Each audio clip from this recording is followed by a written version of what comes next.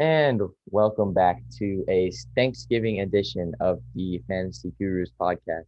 Sure. This is a weird day. We're doing it on a Wednesday. I know we said that we weren't going to do that normally Tuesdays and Saturdays, but it's been quite the busy week for us, and I'm officially on break. I'm done with basketball practice. We had a little bit over the break, so I'm officially done with all school activities.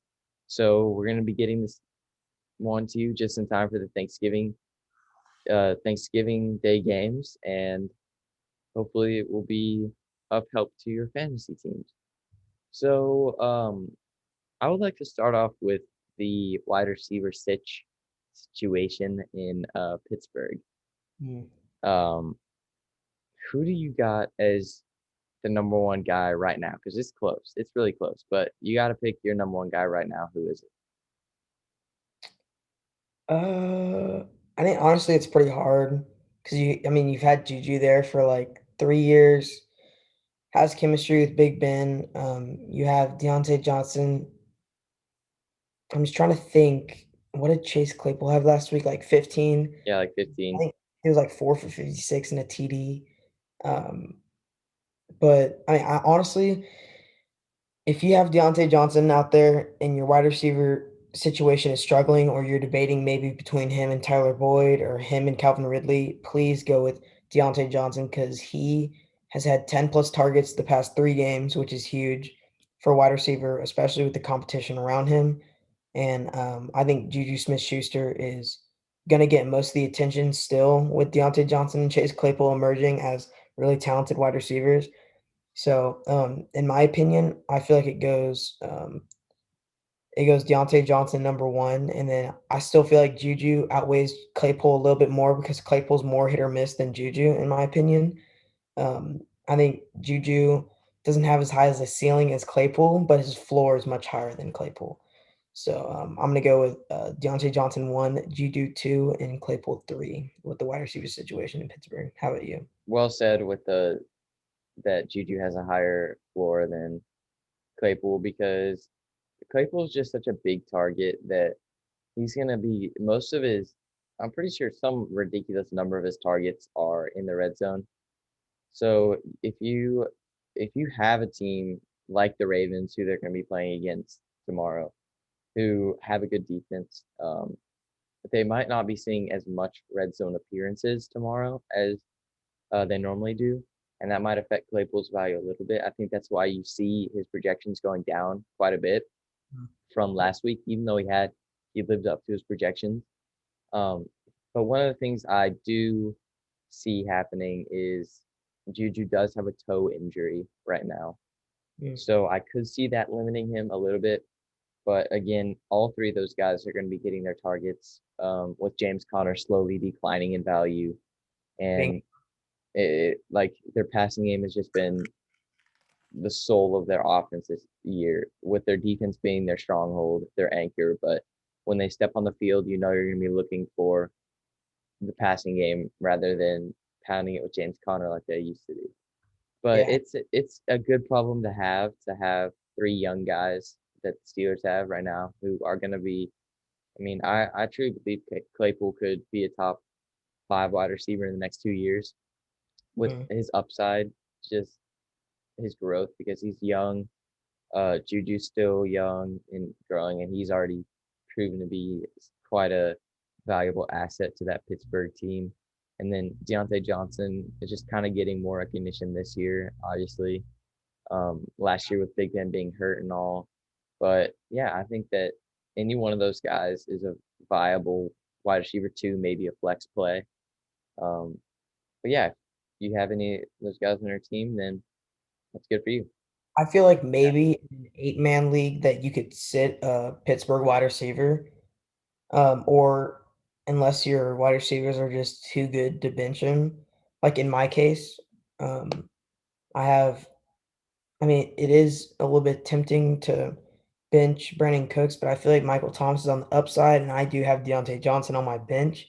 So that's my coin flip this week is even though Brandon Cooks has been really good, he can be on an upside, which he is. He had 2 touchdowns called back last week for holding, and that's why I do love Brandon Cooks. The projections show but still, it's still tempting leaving Deontay Johnson on my bench.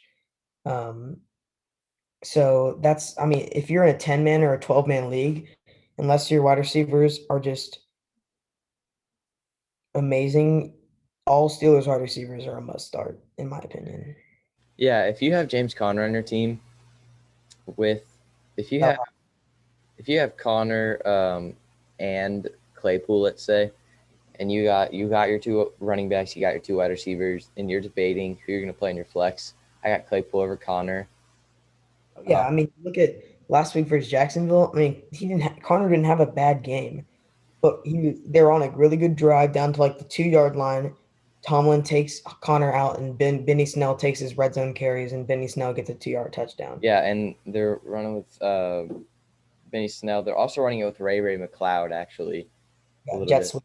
Yeah, they're running it with Ray McLeod a little bit, and they're just taking away from Connor. So I mean, Connor's projections, I'm pretty sure the same as Claypool's, but he only had 13 last week with only 13 carries. It's just Connor is slowly becoming out of my top 10, out of my top 15, even running backs for this upcoming week, especially, but for the season in general, too. The Steelers just have I mean, Mike Tomlin just is obsessed with throwing the ball right now, and I would be too if I Yeah, had I don't blame him. if I had Big Ben on fire right now with those three guys. But yeah, that's what I think about the Steelers right now. I think they're looking good. I mean, that's just one of the main reasons why they're 10-0. I mean, what team are the Steelers going to go up against that has three dominant corners that can guard? Like, okay, for example, a team like the Titans, they had recently their all-pro safety Kevin Byard. They moved him to corner, so they have three really good corners now. Him, um, I think the Jones guy, and then some other dude. But I know for a fact they're one of the teams that actually has really good corners, but that means their safeties are poor. And so if you get past their cornerbacks, most likely you're going to get through the middle of the defense and you're going to get a seam route or a go route that's either going to cut through the middle or go up the sideline. The safeties can't handle it because they're poor. And so that's why I feel like the Steelers are so lethal. That's the only team that has three really good corners that can guard these three talented beast wide receivers. And even then, if they go up against the Titans, that once they get past them, there's no chance for them to recover because their safeties are bad. So I feel like So there's too much upside with having that many talented people on your offense. It's yeah, great. to end this segment right now, who are you taking, Chiefs or Steelers?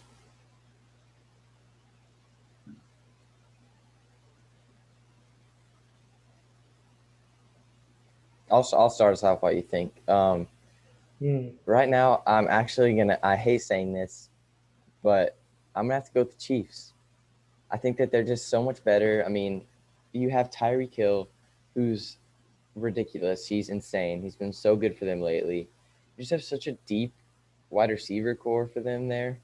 I mean, you got Robinson, you got Hale, you got Hardman, and then it's also you have Kelsey instead of Eric Ebron, who Kelsey is just insane. I mean, he's a better wide receiver than I mean, he's a tight end, but he's a better wide receiver than most of those guys on the Steelers. But also, both of those, I mean, the Steelers pride themselves in their defense. Um, they're really strong defensively.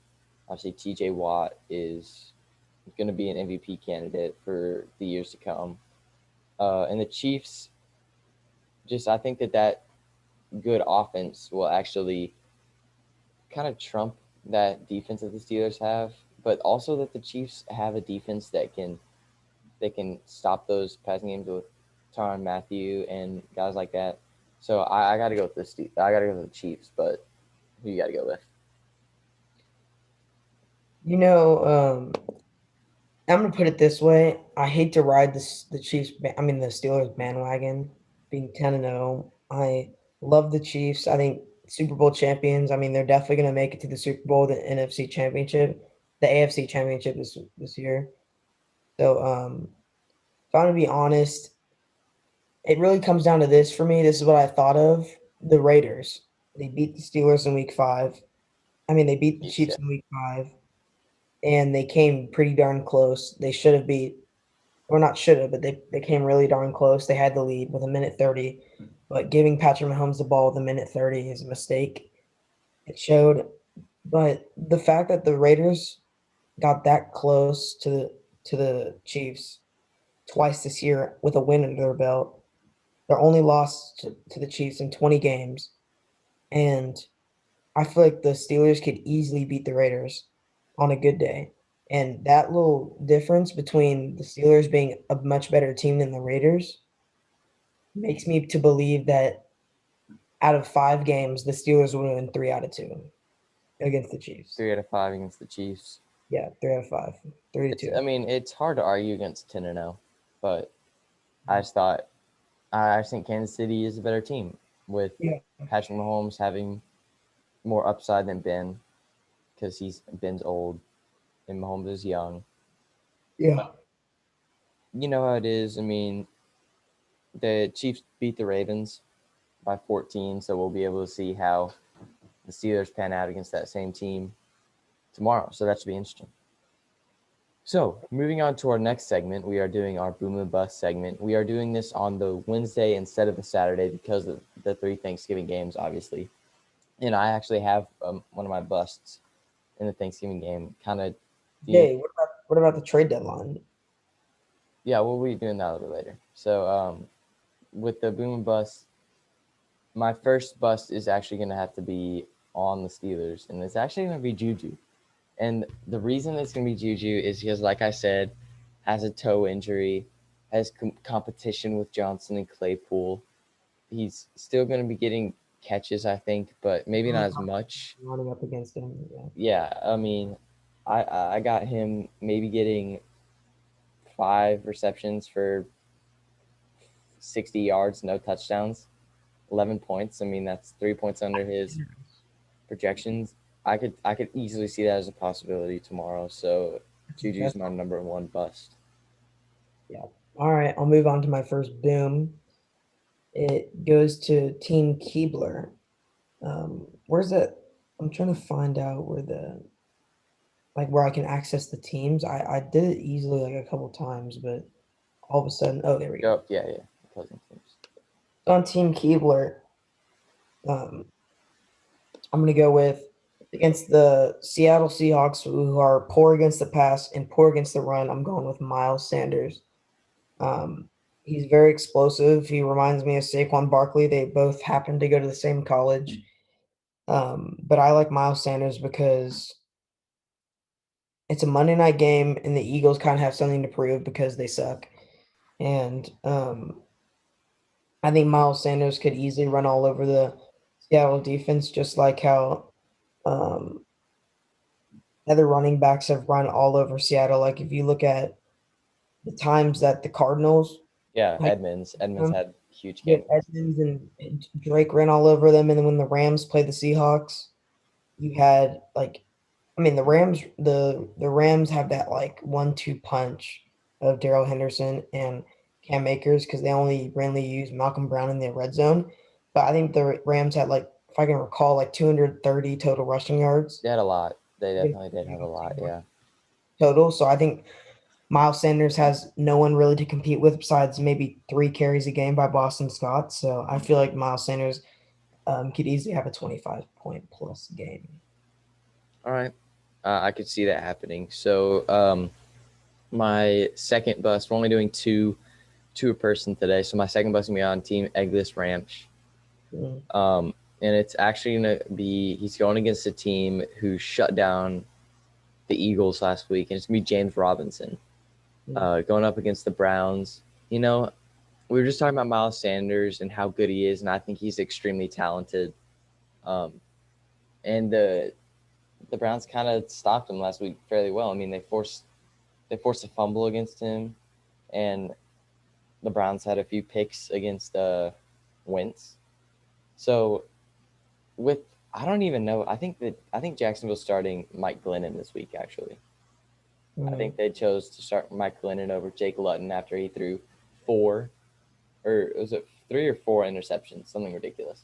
Um, I think that the Browns are going to destroy the Jaguars this week, and I think that's due in part to their rising defensive prowess in the league, and they're realizing, hey, the Browns are actually kind of good. Um, Yeah, the Browns so are. yeah, Yeah, ignore projections here. Obviously, he's projected pretty high, but I could see James Robinson having a sub 13 game. yeah, I totally agree with that. I want to add also that James Robinson. I mean, if you look at the Cleveland defense, it was perfect running conditions in Cleveland last week. It was a little bit rainy. The ground was a little bit soggy, and that's perfect for running because that's bad conditions. The teams don't really want to throw the ball that much when it's rainy and foggy and muddy, but that's perfect for running the ball. That's why I feel like if Miles Sanders struggled against Cleveland's defense in good running conditions, then I feel like a young running back who showed bright but also dark spots and James Robinson, I feel like he easily, like you said, has a sub 13 game. I'm all for that projection. Yeah, that's why I have him there. I mean, Yeah. Jacksonville's just they're trying to get a good pick.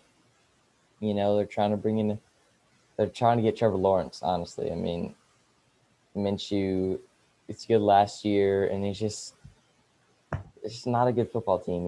It's not a good football team. So I got them losing to the Browns by 14 plus, 2 touchdowns plus. So who is your final boom?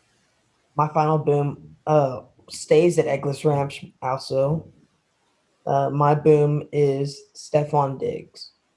Coming off a huge game against Patrick Peterson against Arizona, they had their bye week, but now they're coming off the bye week, one of the best teams in the NFL. And if you look at what Brashad Perriman did to the Chargers defense last week, what do you have like a 20 something point game against the Chargers defense? I mean, Brashad Perriman reminds me of Stephon Diggs, but Stephon So Diggs much better. He's a little bit smaller. He's faster and he has better hands. He's just an all around smaller but better version of Rashad Perriman. So if they struggled against Rashad Perriman, I don't see the confidence in the skill level of Stephon Diggs slowing down against the Chargers. I have Stephon Diggs 25 plus point game as well against the Chargers defense. Yeah, the Chargers defense was seen as really like the worst in the NFL at the beginning of the season. They've picked it up a little bit. Their secondary is getting stronger by the day, by the minute. It seems like they're just getting better. But when you got a guy like Stephon Diggs and you got the triple threat, you got Diggs, Beasley, Brown. I mean, it's gonna be big city to me. So Josh Allen show. the Josh Yeah. Allen show. Yep. Yep. Okay. So our next segment, before we get to game picks, just kind of a little aside, is the trade deadline actually just happened today. The trade deadline, week 12, it happens every year. Hopefully, you got your trades through in time, what you wanted to do. Yeah. So I made some trades. We made some trades, but before the trade deadline was happened, who do you think was the guy that most people were kind of going after a little bit, getting more popularity, trying to make trades for more, just like who do you think that is, or who do you think that was? Um, I feel like a lot of people were going for Derrick Henry because his playoff schedule is amazing. I mean, he's had a couple off weeks, but all it takes is a glimpse of 2019 Derrick Henry and some of that 200-yard rushing games from this year at the beginning. All it takes is for Derrick Henry to turn on that switch and go full playoff pursuit mode for the Tennessee Titans. I feel like a lot of people also noticed that, not just me. So I think Derrick Henry was a target, and then I also want to say I feel like Derrick. I feel like Aaron Jones also was another trade target because his playoff schedule is pretty easy.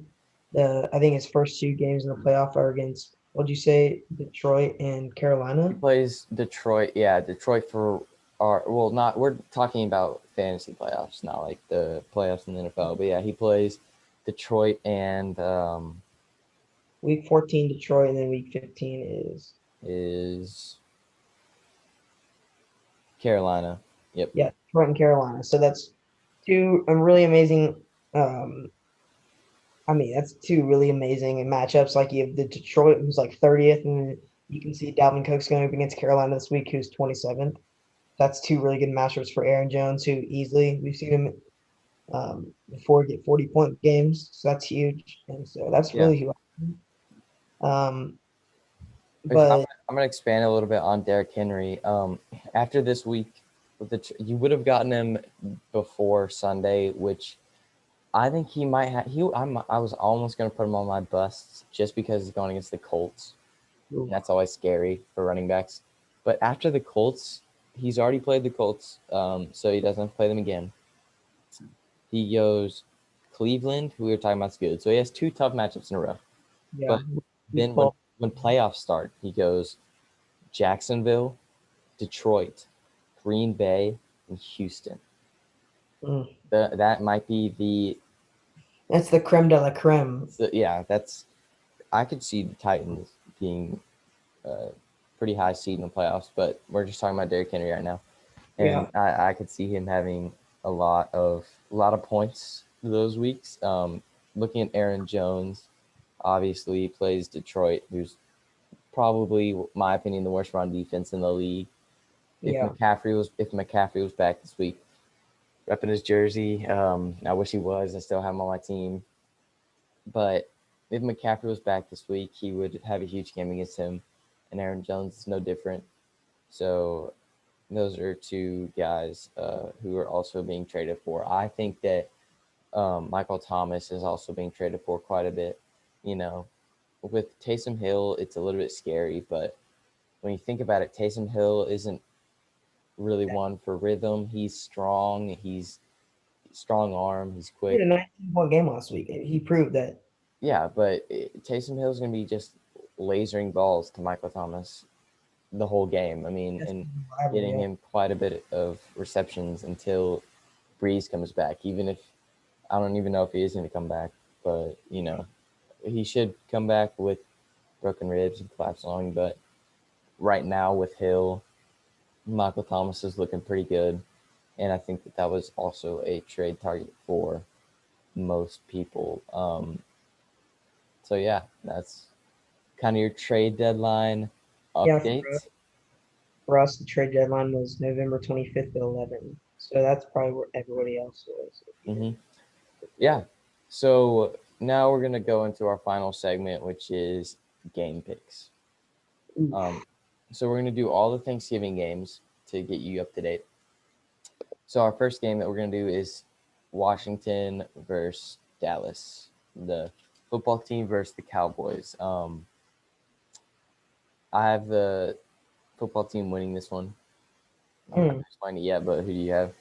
I have the Cowboys. I mean, beating the Vikings, Andy Dalton's just going to keep getting better. I feel like shades of the Dak Prescott offense are coming back, and I feel like our defense is actually getting a little bit better. So I like the Cowboys here with a score of 27-7. Yeah, well, I thought about picking the Cowboys, but then I saw an insane stat that Washington has allowed the fewest points to wide receivers in the entire league, fantasy points wise. They have a very strong secondary, as can be seen by that statistic. And Zeke is just kind of crumbling a little bit. I mean, take away his reception touchdown last weekend. I mean, he just kind of had a Zeke game, but as of late, not the Zeke that we saw in 2019 or 2018, rushing leader Zeke. So, and Washington just has a good defense overall, I think. I mean, they're going to stop the run, they're going to stop the pass. It's their offense where they struggle. Um, but I still have Washington winning this game. It's gonna be high scoring. Um, I got them winning 31-24. Yeah. So let me write that one down. All All right. Well, right. I'll announce the second game while you're doing that. We got the other Thanksgiving game at 11:30 Central. It's the Texans and the Lions. And Texans Lions. You start this one off. in this game, I have the Texans winning, coming off a win against the New England Patriots. I feel like they build off that. I actually have the Texans going 8-8 this season. They're 3-7 right now, but I have a bounce back from the Texans. They won't make the playoffs, but they'll at least make Romeo Crennel look a little bit better, and the Bill O'Brien firing look a little bit better also. So yeah, I like the Texans this game with a score of 30-13. You got a blowout. I like it. I don't have a blowout, but I do have the Texans winning. Yeah, It might be a little bit different if DeAndre Swift doesn't play. It's kind of trending towards looking like he might not play. But Stafford's going to play. It looks like, yeah, he has Swift on his team. It hurts for him, but Stafford's going to play. It looks like Galladay actually is trending upwards. It looks like he's going to play. Um, but Deshaun Watson's just, you can't ignore the talent there. And then Cooks and Will Fuller have just been one of the best wide receiver duos in the past couple weeks. And Duke Johnson's kind of garbage, but he's there if you need him. So I do have the Texans this one a little bit closer. Definitely high scoring though. I have this one 34-23. yeah. All right, moving on. We got the Ravens and Steelers. I Ooh, mean, this is a good one. This is a very good one. So I'll start this one off. it Um, is really tempting to. yeah, I have the Steelers in this one. Lamar Jackson has kind of been playing fairly bad as of late. He's been struggling quite a bit. It's Lamar Jackson, so the talent's obviously still there. But when you got guys like Mark Andrews, who has been kind of bad lately, he's not been the tight end that we saw of him last season. And then Hollywood Brown is still struggling a little bit. His projections right now are 9. And then obviously J.K. Dobbins and Mark Ingram are both just got placed on virus reserve. Um, I think that Gus Edwards coming in for them could be good, and that he could prove a little bit of a bright side for their running game. But I just think the Steelers are too good for the Ravens. They're at home Yeah. um, on Thanksgiving night, which I'm looking forward to very much. Oh yeah. So I got the Steelers in this one, 27-17. Yeah, I think I'm also going to go with the Steelers. I mean, the Ravens. I mean, you look at. I mean, the Ravens are going to be forced to throw the ball to Thanksgiving night, and I believe that Lamar Jackson is a. He looked good last year, but he is a poor thrower this year. If I'm going to be really honest, he is poor at throwing the ball. Um, I mean, I feel like the only pass catcher that's going to have a good game is Mark Andrews, but that's about it. I feel like the Steelers hold them to mainly field goals this game. So I see the Steelers having 3 field goals and a touchdown. I mean, I see the Ravens having 3 field goals and a touchdown the whole game. So, I feel like the Steelers are gonna clean up, and so I have the Steelers 31-16 against the Ravens. 31-16. All right, so we both have the Steelers there. By the way, we both went 2-3 last week. Not a good week. I had the Bills beating the Cardinals, and I was looking good until the whole Kyler Murray happened. Yeah, so Boom. yeah, this is the week, not this past week, but the week before that, because we didn't do one for this past week. But next we have the Titans versus Colts, the AFC Ooh. AFC South matchup that is pretty intriguing. So you start this one off. I like the Titans this game.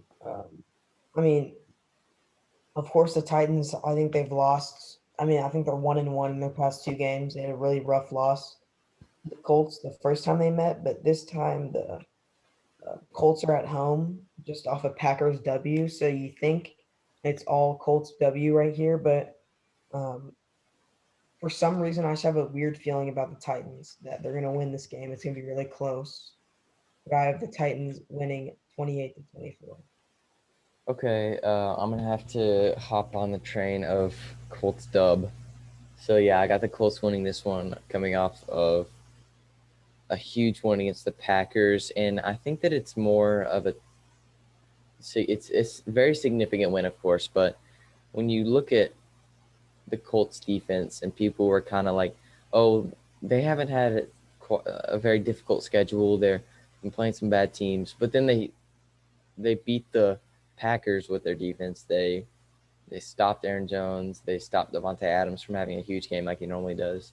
Bingo. Valdez Scantling caught a couple balls at the end for a few yards, but I do have the Colts in this one. In Lucas Oil, I have them winning.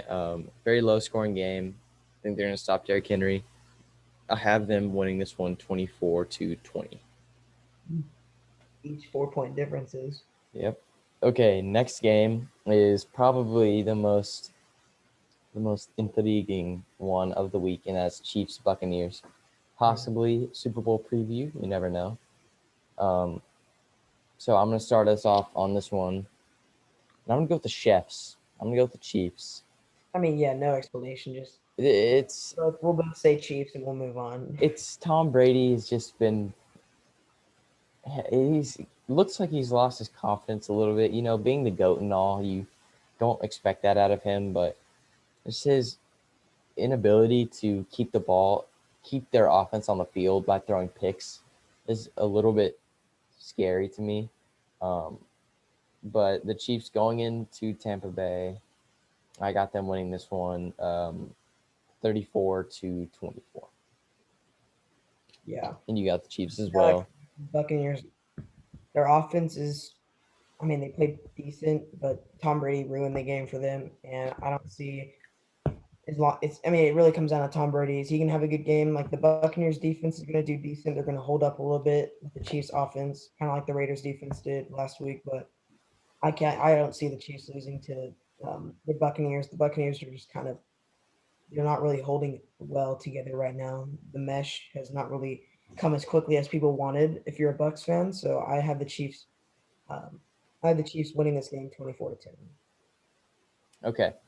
Um, our next game is Bears Packers. This is a pretty easy one for me. I have the Packers blowing the Bears out of the water. You know, the Bears obviously their defense is pretty good. The worst 5-5 team in the NFL. But yeah, their offense is so atrocious. It's hard to watch. It's honestly hard to watch. Like I picked them over the Vikings. Terrible decision. That was a boring game to watch. I'm not gonna lie. I mean, Nick Foles had his glory days, and now Tip and he had it's to get carted off the field. and now it's I don't Yeah. even know what to say about the Bears. I think that they are by far the worst 500 team in the league, and I got the Packers in this one, 34-14. Yeah, I mean, I have the Bears doing a little bit of catch up at the end of the game because they're going to be blowing them out. But I see the Bears scoring maybe a couple touchdowns added on to their 2 field goals um, in the very beginning. So I have the Packers winning this one 38-20. Yep, no explanation there really. Packers are a good team. Losing to the Colts is a tough loss, hard OT loss. But you know, Bounce back. we'll see how it works. Next is going to be Panthers and Vikings. Yeah, So this you game start is this one. boring. They're both. It looks. Oh yeah, the Panthers haven't had their bye yet. That's why. But I mean, they're both 4-win teams. Um, I mean, they're both pretty average, but the Vikings, they if they would have won last week, they had a really easy matchup this week to go over 500.